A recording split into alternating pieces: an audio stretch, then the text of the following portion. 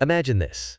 You're standing at a crossroads, car keys in hand, ready to leave behind the world of gasoline forever. The electric car of your dreams is parked on the lot, gleaming in the sunlight.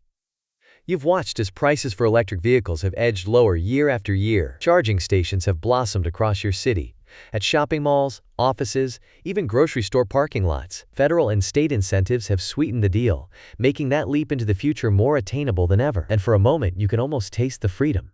Zero tailpipe emissions, far fewer maintenance headaches, and the satisfaction of driving a vehicle that's part of a cleaner, greener tomorrow. But now, what if I told you that the biggest incentive, the federal tax credit that has underpinned the electric vehicle revolution in the United States for almost 2 decades, is about to vanish? For millions of Americans, that means the dream of plugging in and driving off into a cleaner future could get a lot more expensive very soon. Let's dig into how we got here. The story of electric vehicle incentives in the United States starts back in the early 2000s. In the year 2005, the Energy Policy Act marked the first major step, offering modest tax breaks to pioneers willing to try hybrid vehicles. It was a nudge, not a shove, but it planted a seed. Then, in the aftermath of the financial crisis, the 2009 Recovery Act went big. Lawmakers introduced a federal tax credit of up to $7,500 for new electric vehicles, aiming to bridge the daunting price gap between new technology and old gasoline favorites. The idea was simple: spur innovation, invite competition, and make clean transportation a real option for everyday families. Over the following years, these incentives did their job. Automakers, from legacy giants like General Motors and Ford to upstarts like Tesla, dove headfirst into battery research and production. Battery costs plummeted, with prices per kilowatt-hour dropping by more than 80% over a decade. As a result, electric vehicles, once the domain of wealthy early adopters or tech enthusiasts, began to appear in driveways across the country. By the middle of the 2020s, the world is on track to sell nearly 20 million electric vehicles each year, a staggering 25% jump from the previous year. Tesla's Model Y and Model 3 have shattered sales expectations, becoming some of the most popular vehicles worldwide, not just among electric cars, but all cars, period. And it's not just Tesla making waves. General Motors, a company with more than a century of history, has found a surprise superstar in the Equinox EV. In just the second quarter of this year, Chevrolet sold more than 17,000 of these models, outpacing the entire Cadillac electric lineup, which combined for just under 12,000 units. In California, the heartland of electric adoption, more than 2 million electric vehicles now roam the roads, a testament to how far the technology and consumer mindset have come. Fatih Birol, executive director of the International Energy Agency, summed it up: "Electric cars remain on a strong growth trajectory globally. The numbers back him up. Global sales are climbing relentlessly. Battery technology is racing ahead, making cars cheaper, more efficient, and capable of traveling longer distances between charges. Charging infrastructure is expanding, with fast chargers now commonplace in major cities and along key highways. Even the used electric vehicle market is blossoming, offering options for drivers who might not be able to afford a brand new car." But just as electric vehicles are gaining serious momentum, the ground is shifting. With the stroke of a pen, President Trump recently signed into law the so-called One Big Beautiful Bill, which will abruptly end the federal clean vehicle tax credit on September 30, 2025, an astonishing 7 years ahead of the original schedule. This seismic policy change means that, starting next fall, Americans will lose out on savings that can reach as high as $8,400 when you combine federal, state, and cash incentives. For many buyers, especially those eyeing budget-friendly models like the Equinox EV, this is the difference between an affordable leap into the future and a price tag that's simply out of reach. Consider this: the Equinox EV, after applying the full federal tax credit and a generous $2,000 customer cash incentive, could be had for just over $24,000, a price point on par with many gasoline-powered SUVs.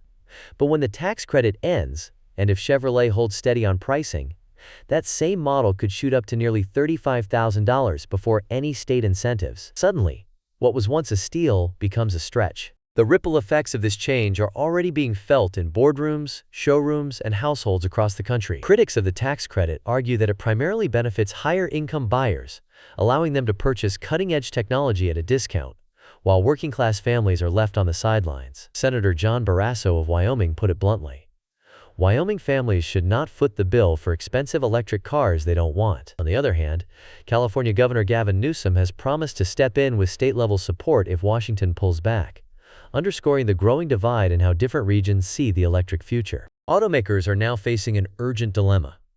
Should they slash prices to keep electric vehicles attractive to mainstream buyers? Should they ramp up production of lower-cost models? Or pour resources into battery innovation to drive down costs even further? Or will they simply wait and see, hoping that enough buyers will remain loyal to the electric vision, even without the cushion of federal incentives? The stakes are high. Although the average price of an electric vehicle has dropped significantly over the past decade, it remains above that of a typical gasoline car, and a new twist is emerging. Some policymakers are proposing a $1,000 tax on every electric vehicle sold to help fund road repairs, since these vehicles do not pay gas taxes. That means the affordability challenge just became even more daunting. Stephanie Valdez-Streety from Cox Automotive warns, "This is going to be the summer of the EV," suggesting we're about to see a furious rush as buyers try to secure their incentives before the window slams shut. But what happens after the credit vanishes? Will drivers stick with electric vehicles, or will they hit the brakes and return to familiar gasoline territory? Will state incentives and rapid technological progress be enough to keep the electric dream alive? Or is the United States on the verge of a slowdown? Let's map out the possible futures. With the federal tax credit set to disappear on September 30th, 2025, the electric vehicle market stands at a crossroads. Three distinct scenarios could unfold, each with its own set of challenges and opportunities. First, automakers are unlikely to simply watch from the sidelines. Many are studying the playbook written by Tesla, cutting prices, accelerating the launch of affordable models, and creating proprietary incentives to entice buyers. Sam Fiorani of Auto Forecast Solutions observes, "Consumers believe there is a deadline to reach now. This sense of urgency could trigger a surge in sales over the coming year, as buyers rush to lock in the tax credit before it's gone. But once the deadline passes, the real trial begins. Companies like General Motors may be forced to fast-track the development of budget-friendly vehicles, or invest heavily in battery innovation to keep costs in check. Tesla, always the disruptor, could accelerate its rumored $25,000 model, betting that affordability will be the key to survival in the post-incentive era. The race will not just be about selling cars, but about who can adapt fastest to a new reality. Second, the role of states will become more critical than ever. If the federal government steps back, states like California are already signaling their willingness to fill the gap. Governor Newsom's vow to intervene is more than just talk. California has a long track record of innovative clean vehicle policies, from generous rebates to investments in charging infrastructure. Other states, eager to attract jobs and investment, may follow suit with their own incentives, rebates, or perks like free charging. But this patchwork approach carries risks. It could create a landscape where access to affordable electric vehicles depends on your zip code, with buyers in some states enjoying robust support while others are left behind. The United States could see a widening divide in electric vehicle adoption, mirroring broader economic and political fractures across the country. Third, and perhaps most consequentially, the global stage is heating up. While the United States reconsiders its support, Chinese manufacturers like BYD and NIO are racing ahead, flooding markets in Europe and Asia with affordable, high-tech electric vehicles. In 2024 alone, commercial electric vehicle sales jumped by 80% in China, a testament to the ferocious pace of innovation and competition. Without strong policy support, American automakers could find themselves outpaced in the global race, not just in technology, but in market share and influence. Fatih Birol of the International Energy Agency cautions that while electric cars remain on a strong global growth trajectory, the question is whether the United States will keep up or fall behind. History offers some instructive parallels. Consider what happened in the solar industry, where early incentives helped American companies take the lead, only for policy shifts and international competition to erode that advantage. Or look to Norway, a small but mighty electric vehicle powerhouse, where generous incentives, free tolls, and a dense charging network helped the country achieve more than 80% electric vehicle market share. Proof that policy, infrastructure, and public buy-in can combine for transformative results.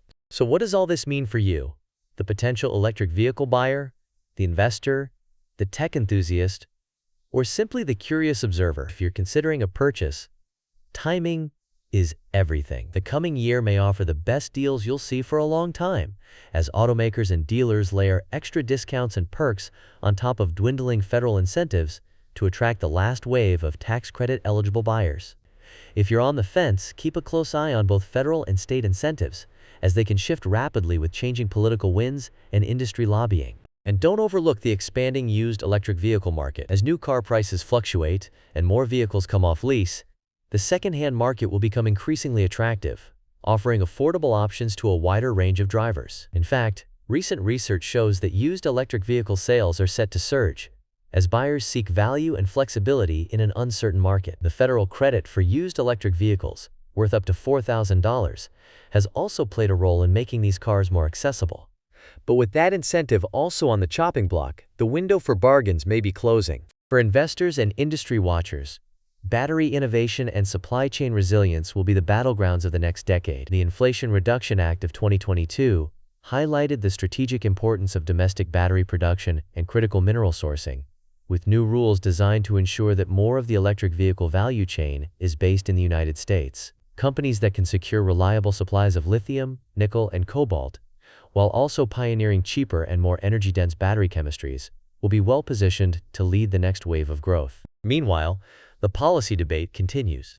Supporters of the tax credit argue that it has been crucial in driving early adoption, leveling the playing field with entrenched gasoline-powered vehicles, and helping the United States stay competitive. Critics, however, contend that the benefits flow mainly to higher-income households, and that a better path forward involves direct rebates at the point of sale, expanded investments in charging infrastructure, and a renewed focus on making electric vehicles affordable for working families. Some studies suggest that robust investments in public charging networks and battery research may ultimately do more to accelerate electric vehicle adoption than any temporary tax benefit. The expiration of the federal tax credit will not affect all electric vehicle models equally. Some, like the BMW i4, have already lost eligibility for the full incentive due to new rules about battery sourcing. Others, like certain trims of the Kia EV6 and EV9, as well as models from Acura, Cadillac, Chevrolet, and Ford, still qualify, at least for now.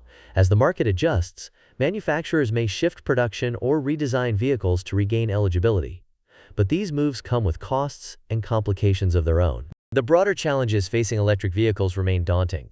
Affordability is still a major hurdle for millions of Americans. While battery prices have tumbled, the average electric vehicle remains more expensive than a comparable gasoline car. Range anxiety, the fear of running out of charge far from a plug, still lingers, especially in rural areas or states with limited charging infrastructure. Charging speed and convenience are improving, but not everyone has access to home charging or fast charging networks. And as electric vehicles become more common, the need for a robust, reliable electricity grid becomes even more pressing. Looking ahead, the industry will need to innovate on multiple fronts. Automakers must find ways to bring affordable electric vehicles to market without relying on federal support. States must decide whether to take up the mantle of incentive provider or risk falling behind in the race for investment and jobs. Consumers will have to weigh the benefits of going electric against higher upfront costs, uncertain incentives, and a rapidly changing landscape. Yet, history teaches us that disruption often breeds innovation. The sunset of the federal tax credit could be the jolt that forces American companies to double down on creativity, efficiency, and value. It could trigger a wave of new business models, from battery swapping to subscription-based services, or accelerate the rollout of ultra-fast charging networks. It might even open the door to new, global partnerships aimed at securing critical minerals and sharing technology. So, can state incentives, price reductions, or technological breakthroughs fill the gap left by the federal tax credit? The answer is nuanced. For wealthier buyers, the disappearance of the incentive may be an inconvenience, but not a deal-breaker. For millions of families, however, the loss of thousands of dollars in savings could make the difference between buying an electric vehicle and sticking with gasoline. Some states will step up with their own solutions, but others may lag, deepening regional disparities. Here's a little-known fact. While direct tax credits dominate the headlines, many experts believe that investments in charging infrastructure and battery technology will have a bigger, longer-lasting impact on electric vehicle adoption. A dense network of reliable, high-speed chargers makes owning an electric vehicle practical for more people, while better batteries mean longer range and lower costs. In the long run, these foundational investments may do more to drive change than any short-term incentive ever could. As the clock ticks down to September 30th, 2025, the electric vehicle world is holding its breath. Will American innovation rise to the challenge, or will global competitors seize the advantage? Will policymakers craft a new, more equitable incentive system, or let the chips fall where they may? And most importantly, will drivers across the country continue to embrace the electric future, or retreat to the comfort of the familiar? Now, I want to hear from you. Are you planning to buy an electric vehicle before the credits expire, or are you waiting to see how the market evolves? Have state or local incentives influenced your decision? Or are you more concerned about charging and affordability? Let us know in the comments below. And if you found this deep dive helpful, please like, share, and subscribe for more insights into the fast-changing worlds of global economics and technology. The road ahead may be uncertain, and there will be plenty of bumps and curves, but one thing is clear: the electric revolution